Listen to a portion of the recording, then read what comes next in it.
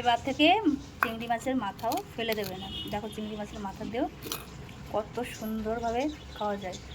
তো চলো দেখিনি কীভাবে করবো। এ দেখো লবণ হলুদ দিয়ে মেখে রেখেছিলাম, আগে যেমন মাছটা ভাজে তেমনই।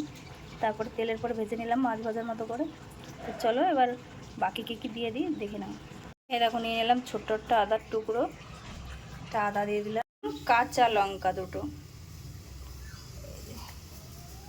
এবার এগুলো বেটে নেব।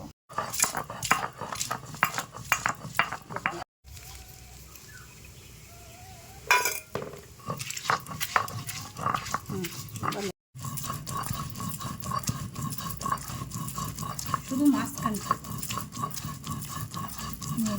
দেখো বানিয়ে ফেলেছি চিংড়ি মাছের মাথা, বাটা করে ফেলেছি। কে কে খেয়েছো আগে অবশ্যই কমেন্ট করে জানিও। আর আমার তো খেতে ভীষণ ভালো লাগে, খুব টেস্টি টেস্টি টেস্টি টেস্টি। আর ভাত দিয়ে খেতে তো কী দারুণ, কী বলবো তোমাদের। তো তোমরা একবার বাড়িতে বানিয়ে খেয়ে ফেলো।